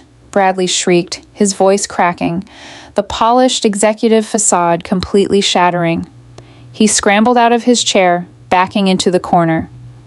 "This is a misunderstanding. I'm a CEO. You can't just arrest me." "Turn around and place your hands behind your back," the agent ordered, his tone leaving zero room for negotiation. As the agents moved in and forcibly cuffed a sobbing, hyperventilating Bradley, I looked at my mother. She stood up from her chair and walked slowly over to the corner where Bradley was being read his Miranda rights. Bradley looked up at her, tears streaming down his face, his eyes begging for the mercy he had never shown her. "Catherine, please." Bradley whimpered. "Tell them it was a negotiation. Please." My mother looked at him. There was no pity in her eyes, no residual fear, and no anger. There was only absolute, icy indifference. "You and your father thought you ran the world," my mother said, her voice perfectly steady, echoing the devastating calm I had used in her dining room 6 months prior. "But you forgot one very important thing. Bradley." She reached out and gently adjusted the lapel of his ruined, expensive jacket. "You never declare war on a woman who raised a soldier." She turned her back on him and walked back to my side. The FBI agents hauled Bradley out of the office, his pathetic protests echoing down the hallway until the heavy mahogany doors clicked shut, plunging the room into a deep, victorious silence. Harrison Cole swept Bradley's extortion papers off the desk and dropped them directly into the shredder. "Well," Harrison smiled, straightening his tie, "I'll submit the arrest record to the civil judge this afternoon. The freeze on your accounts will be completely lifted by Monday morning, and given that Dalton Real Estate is about to be dismantled by federal auditors, I think it's safe to say this insurgency is permanently quelled." "Thank you, Harrison," my mother said, placing a hand over her heart, letting out a long, shuddering breath of total relief. I looked at the woman beside me. She had walked through the fire of an abusive marriage, endured the terror of a financial siege, and come out the other side, forged in absolute steel. "So, Mom," I said, offering her my arm, "the perimeter is secure. The enemy has unconditionally surrendered. What are your orders?" She smiled, a radiant, triumphant expression that lit up the room. She linked her arm through mine. "Take me to lunch, Major," she ordered. "We have a lot of living to catch up on." The federal raid on Dalton commercial real estate was not a quiet affair. According to Harrison Cole, who watched the local news coverage with undisguised glee, a fleet of black SUVs had rolled up to the firm's Hartford headquarters at exactly 600 on Monday morning. FBI agents, led by Special Agent Thomas Reed, the same man who had slapped the cuffs on Bradley, marched through the glass atrium and systematically locked down the building. They didn't just take the servers, they took everything. Hard drives, filing cabinets, ledgers, and even the shredder bins. The financial siege Bradley had attempted to orchestrate against my mother had triggered a full-scale federal audit, and the firm's defensive lines crumbled upon first contact. Within 2 weeks, the full scope of the Dalton family's collateral damage was dragged into the light. I was sitting in my mother's Virginia condo, enjoying a rare weekend pass, when Harrison called us on a secure video link. "Ladies," Harrison greeted, looking impeccably smug in his tailored charcoal suit. "I hope you have champagne chilling.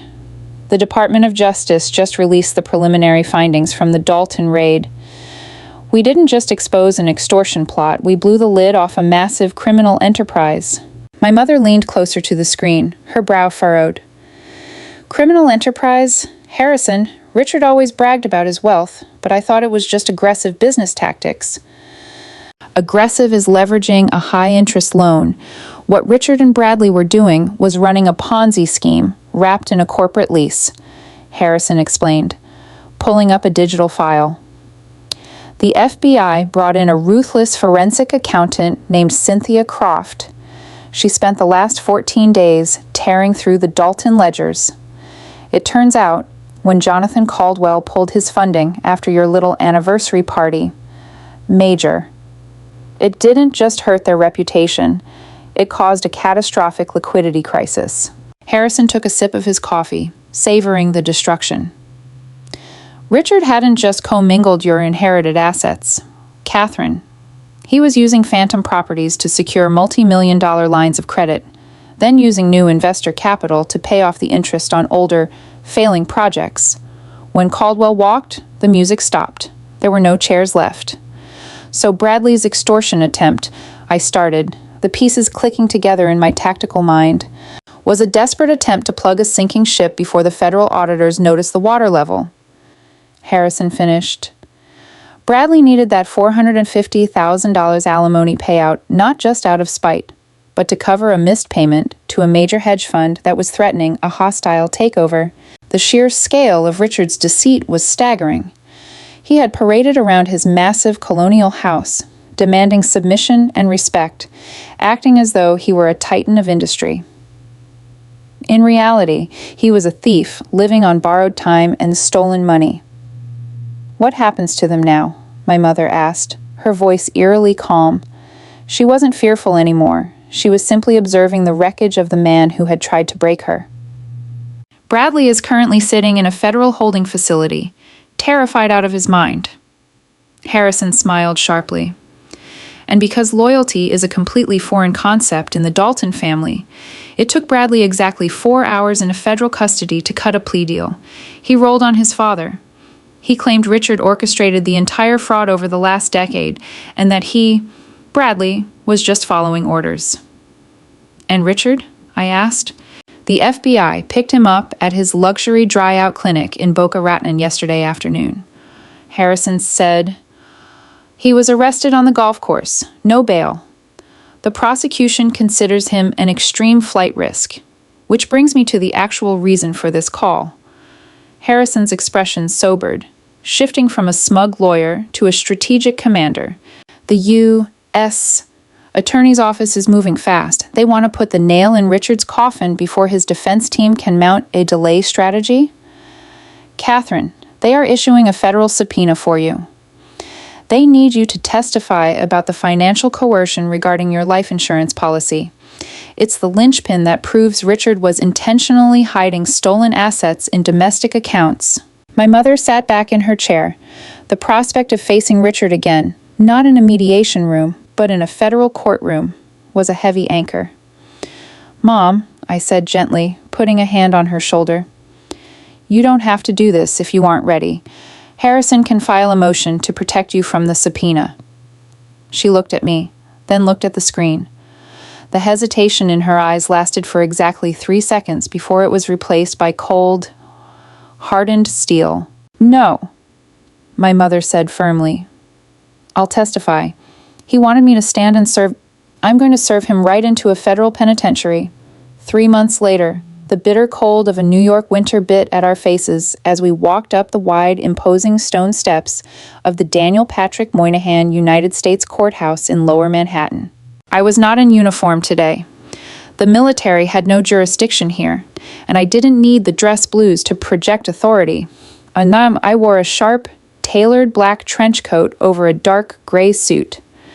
My mother walked beside me, radiating an unshakable poise in a conservative navy dress and a strand of simple pearls. She looked exactly like what she was, a woman of undeniable substance who had survived a nightmare. The interior of the courthouse smelled of polished marble, old paper, and nervous sweat. We were met in the lobby by Special Agent Thomas Reed and an assistant U.S. attorney named Emily Vargas, a sharp-eyed prosecutor who looked like she thrived on tearing arrogant men apart. "Mrs. Dalton, or rather, Ms. Hayes," Vargas corrected herself smoothly, offering a warm but professional handshake. "Thank you for coming. Your testimony today is going to establish the timeline of Richard's domestic embezzlement. Are you ready?" "I am," my mother said. As we walked down the wide corridor toward courtroom 14B, the heavy wooden doors of a holding room swung open. 2 U.S. Marshals stepped out, escorting a prisoner. The procession stopped dead in the hallway. It was Richard, He was shackled at the wrists and ankles, the heavy chains clinking softly in the quiet corridor. The tailored, bespoke suits and expensive Rolexes were gone, replaced by a standard-issue, ill-fitting khaki jumpsuit. His silver hair, once perfectly coiffed, was stringy and unkempt. He looked hollowed out, the skin sagging around his jawline. The booming, terrifying dictator of the Connecticut mansion had been reduced to a shuffling, pathetic inmate. He looked up and saw us. His eyes locked onto my mother.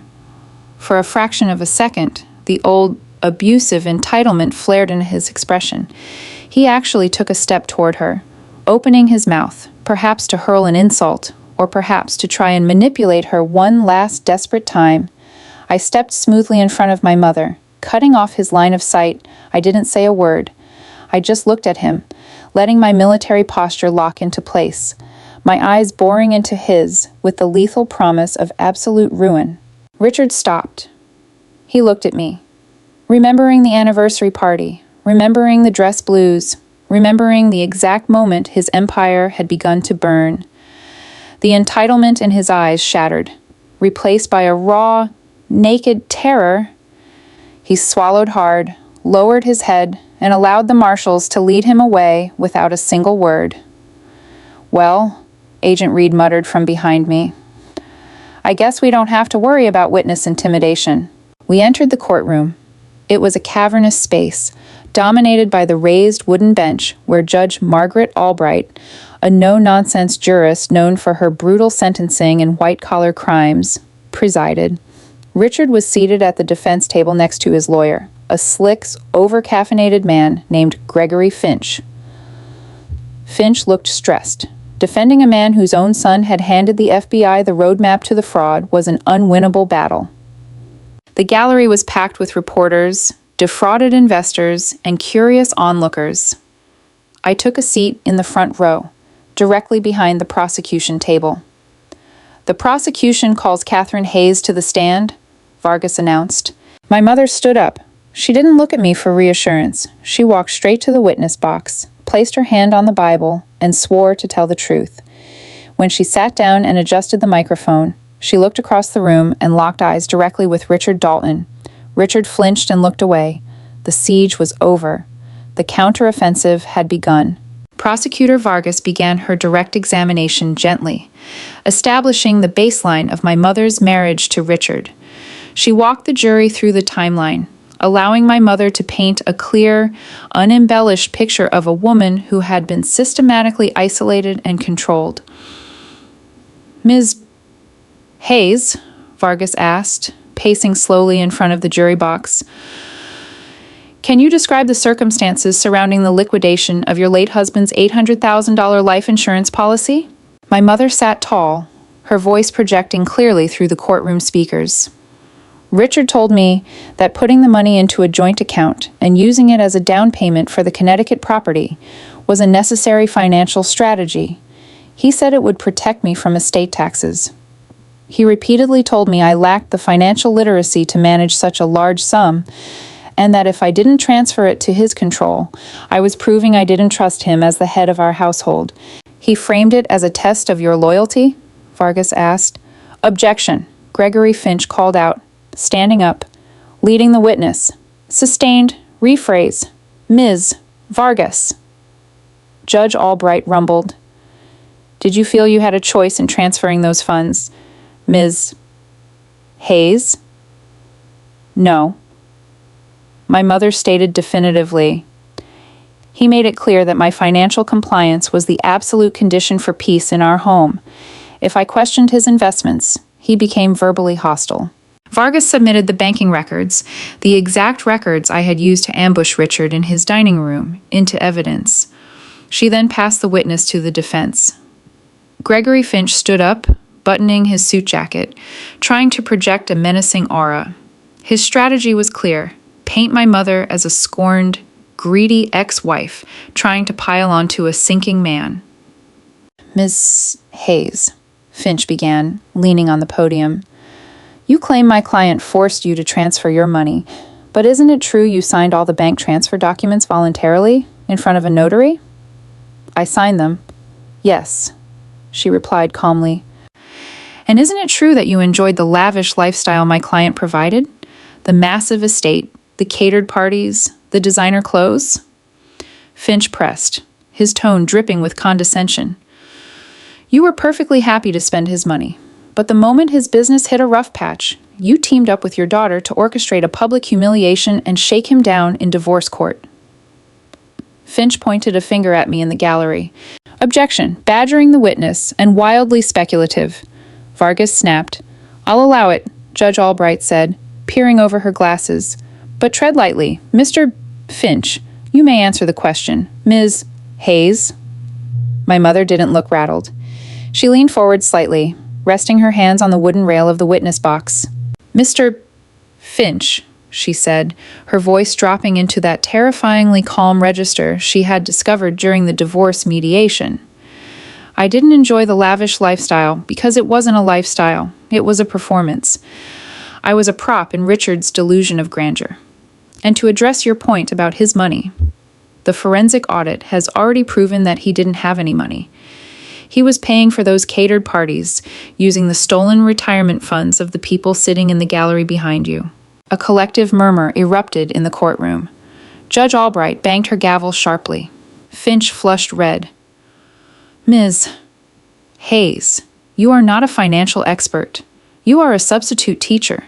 You couldn't possibly understand the complexities of commercial real estate leveraging. I may not understand fraudulent leveraging. Mr.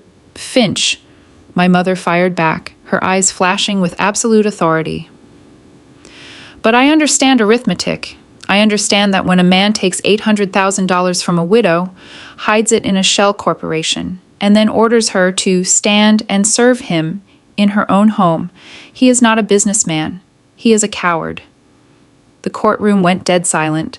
Richard, sitting at the defense table, buried his face in his manacled hands. He couldn't even look at the jury. Furthermore, my mother continued, ignoring Finch's sputtering attempts to interrupt her, I did not shake him down. I legally extracted the exact capital he stole from my daughter's inheritance. If you want to characterize my survival as a conspiracy, that is your prerogative. But the evidence sitting on your table speaks for itself. I am done being intimidated by men who use loud voices to hide their incompetence. She sat back in her chair, perfectly composed. Finch stood at the podium for 5 agonizing seconds, flipping through his legal pad, searching for a counterattack that simply didn't exist. The jury was glaring at him. The judge was glaring at him. No further questions, Your Honor, Finch muttered, sitting down heavily. The witness is excused, Judge Albright said, a faint glimmer of respect in her stern eyes. My mother stood up, stepped out of the witness box, and walked down the center aisle of the courtroom. She didn't look at Richard. He was completely, finally, entirely beneath her notice. She took her seat next to me. Underneath the wooden bench of the gallery row, out of sight of the judge and the press. I reached out and grabbed her hand, squeezing it tightly. Target neutralized, I thought to myself, a fierce, protective pride swelling in my chest. Area secured. Richard Dalton's trial would continue for another week, but it was merely a formality. The moment Catherine Hayes stepped off that stand, the war was unequivocally over. The sentencing phase for Richard Dalton arrived exactly 4 months after the jury handed down a unanimous guilty verdict on 32 counts of wire fraud, embezzlement, extortion, and tax evasion. The air in the federal courthouse felt different this time. The frantic, high-stakes energy of the trial had been replaced by a heavy, inevitable finality. The war had already been won. Today was simply the signing of the unconditional surrender. I sat in the gallery, my posture relaxed but alert, wearing my Class B military uniform, a sharp green service shirt and black tie. I wanted Richard to see the uniform one last time. I wanted it burned into his retinas before he disappeared behind a concrete wall. My mother sat beside me, dressed in a soft, elegant beige suit. She had a calm, almost serene expression on her face, like a general surveying a battlefield long after the smoke had cleared. The courtroom was packed. not with reporters this time, but with the collateral damage of Richard's ego. Over 40 defrauded investors filled the wooden pews. Prosecutor Emily Vargas had arranged for 3 victims to deliver impact statements. The most devastating was an 82-year-old retired machinist named Arthur Pendleton. Arthur gripped the edges of the podium with trembling, arthritic hands, and explained to Judge Margaret Albright how Richard had looked him in the eye, shaken his hand, and convinced him to roll his entire life savings into a guaranteed commercial development. Arthur was now facing eviction from his assisted living facility because his pension had evaporated to pay for Richard's catered parties and bespoke suits. When Arthur finished speaking, there wasn't a dry eye in the gallery.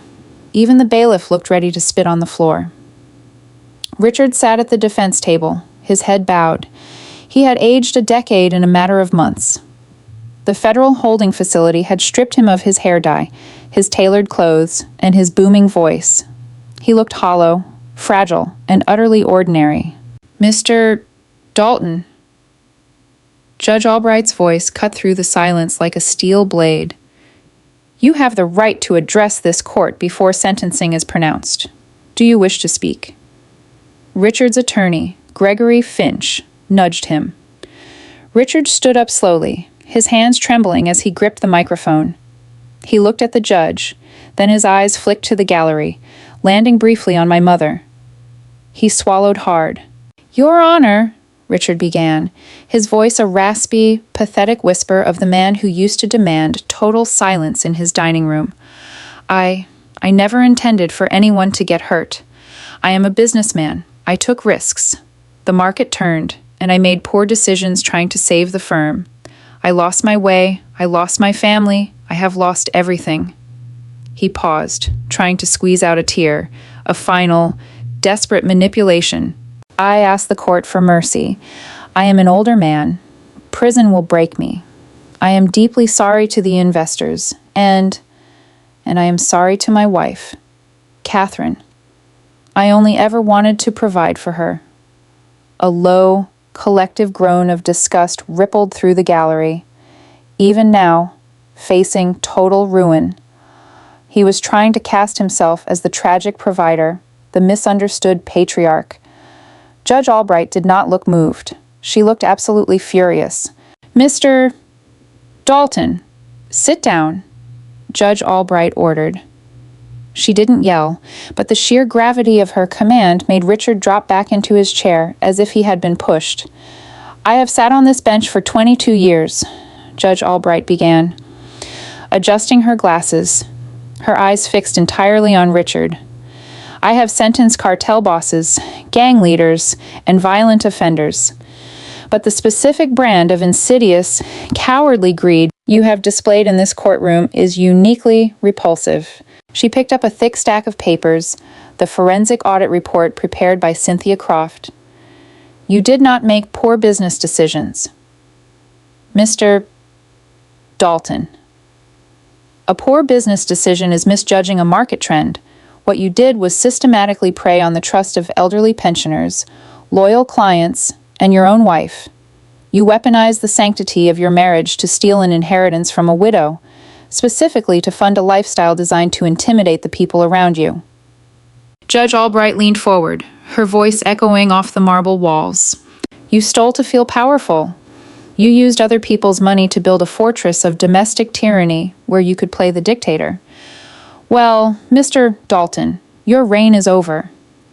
And as for your son, Bradley, who attempted to extort the family of an active-duty military officer to cover your tracks, he will be serving 5 years in a minimum security facility thanks to his plea deal. But you are the architect of this misery, and you will not receive a plea deal." The courtroom held its collective breath. "Richard Dalton, on the combined 32 counts of federal fraud and extortion, I sentence you to 180 months in federal prison to be served consecutively, without the possibility of early parole. You are also ordered to pay full restitution to all victims, liquidating all remaining assets, effective immediately. U.S. Marshals. Remand the prisoner to custody, 180 months, 15 years. Given his age, It was effectively a life sentence. Richard's knees buckled. He let out a strange, high-pitched gasp as the marshals pulled his arms behind his back and snapped the heavy steel cuffs around his wrists. He didn't look at my mother this time. He didn't look at me. He just stared blankly at the floor as they dragged him out of the courtroom. The heavy wooden doors slammed shut behind him, sealing his fate. The gallery erupted. People were hugging, crying, and shaking hands with Prosecutor Vargas. I turned to my mother. She was staring at the closed double doors where her abuser had just disappeared. She took a slow, deep breath, her shoulders dropping an inch, as years of subconscious tension finally melted out of her muscles. "Are you okay?" I asked softly. She turned to me, and the smile that broke across her face was the most beautiful, radiant thing I had ever seen.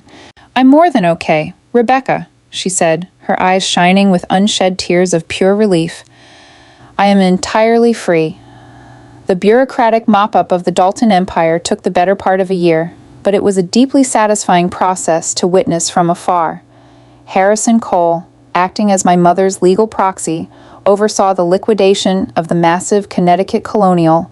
I actually flew back up to Hartford on the day of the public auction, taking a 24-hour pass just to watch it happen.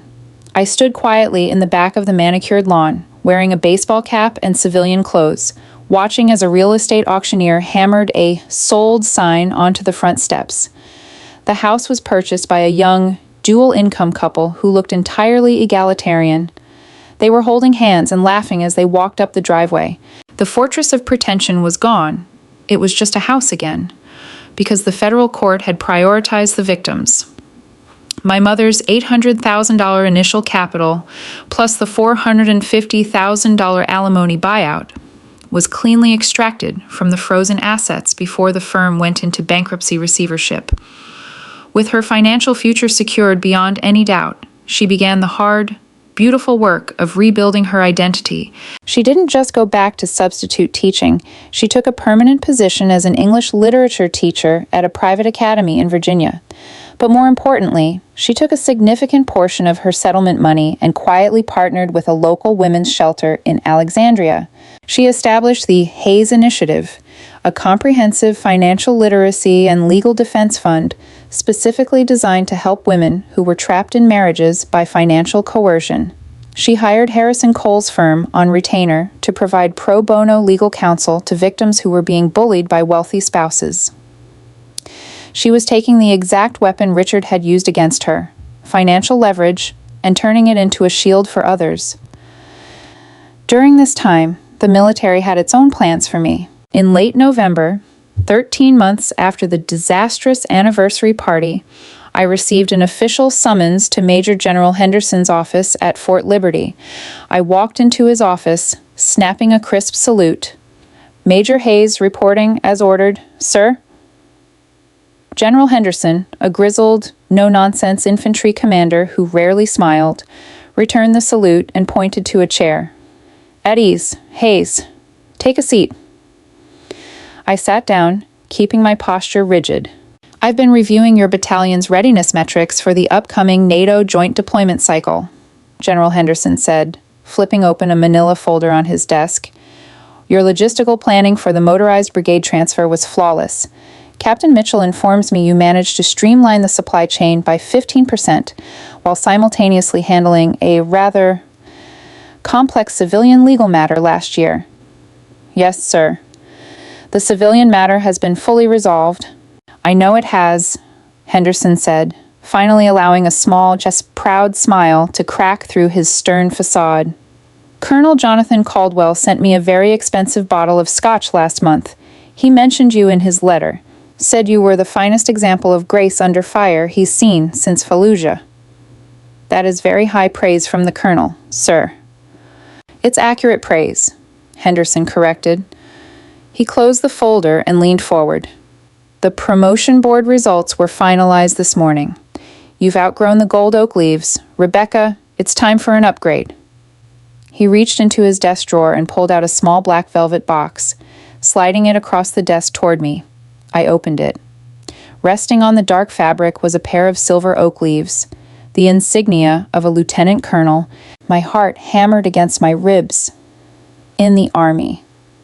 Making lieutenant colonel is the threshold where you cross from middle management into true senior leadership. It meant battalion command. It meant ultimate responsibility. "Congratulations, Lieutenant Colonel Hayes," General Henderson said. "Your pinning ceremony is scheduled for 1500 hours on Friday. I expect your mother will be in attendance?" "She wouldn't miss it for the world, sir." I smiled. Friday afternoon brought a crisp, clear Carolina sky. The pinning ceremony was held on the parade field, with my entire battalion standing in formation, a sea of perfectly aligned camouflage. I stood at the center of the field, wearing my dress blues. This uniform was no longer just armor to protect me from a suburban bully. It was a testament to survival, discipline, and the absolute power of standing your ground. My mother walked out onto the grass, escorted by Captain, now Major, David Mitchell. She was glowing, her head held high. When General Henderson read the official promotion orders, my mother stepped forward. Her hands were steady as she reached up and unpinned the gold oak leaves from my epaulets, replacing them with the heavy silver ones. She patted my shoulder, her eyes welling with pride. "You earned this, Becca," she whispered. "We both did, Mom," I whispered back. As I turned to face the battalion, executing my first salute as a lieutenant colonel, I felt the ghosts of the past year completely fade away. Richard Dalton was sitting in a concrete cell, stripped of everything, but standing on this field, surrounded by soldiers who respected me and a mother who had reclaimed her life, I had everything that actually mattered. The one-year anniversary of the federal raid on Dalton commercial real estate fell on a Saturday. We didn't plan a grand party, but my mother insisted on hosting a private dinner at her condo in Alexandria. The contrast between this dinner and the stifling, oppressive nightmare of Richard's anniversary party could not have been more stark. Her condo was flooded with warm, golden light. Soft jazz played from a Bluetooth speaker, mingling with the sound of genuine, unfiltered laughter. There was no head of the table. There was no assigned seating, no dress code, and absolutely no fear of dropping a tray of hors d'oeuvres. The guest list was small but vital. I was there, dressed in comfortable civilian clothes, jeans and a soft navy sweater. Major David Mitchell had made the drive up from Fort Liberty. Harrison Cole was sitting on the sofa, nursing a glass of bourbon and arguing good-naturedly with FBI Special Agent Thomas Reed, who had brought his wife. And, as the guest of honor, retired Marine Colonel Jonathan Caldwell had flown in from Connecticut. I was standing in the kitchen, helping my mother plate the roasted salmon and asparagus, watching the room with a deep sense of contentment. "You know," my mother said, handing me a serving platter. "I got a letter forwarded from the federal penitentiary in Pennsylvania this week." I stopped, the platter hovering in the air. "Richard?"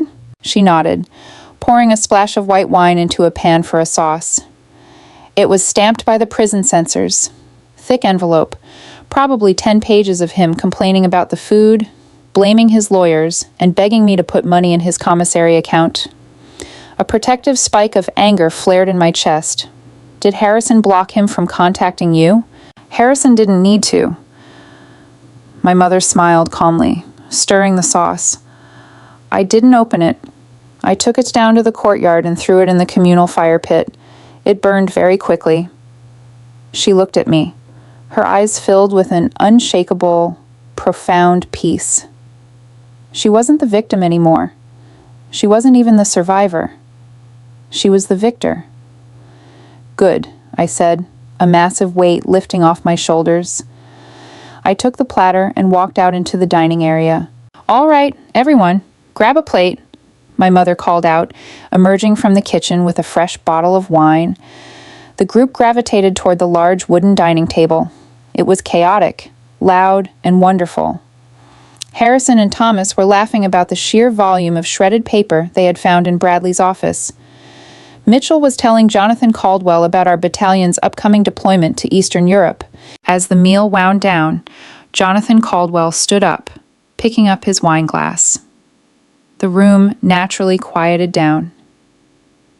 The billionaire real estate mogul and retired Marine colonel commanded the room, not through fear, but through genuine, earned respect. "If I may," Jonathan said, his gravelly voice warm and sincere, "I am a man who has spent his entire life assessing the structural integrity of foundations.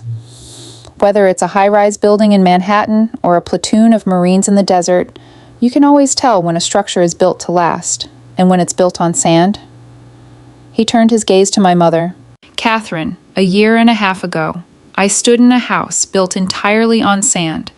I watched a man try to break your spirit because he was terrified of his own weakness. But looking at you today, looking at the work you are doing with the Hayes Initiative to protect other women, you are the strongest foundation in this room." He raised his glass slightly, turning to me. "And Lieutenant Colonel Hayes, when you walked down those stairs in your dress blues, you didn't just expose a fraud. You reminded everyone in that room what true leadership actually looks like. You protected your perimeter, you extracted the civilian, and you leveled the enemy stronghold without firing a single shot. It was a tactical masterpiece." Jonathan lifted his glass higher. "To Catherine and Rebecca, to the women who refuse to be silenced, and to the absolute, undeniable truth that true power is never demanded, it is earned." "Here, here." Harrison Cole agreed, raising his bourbon.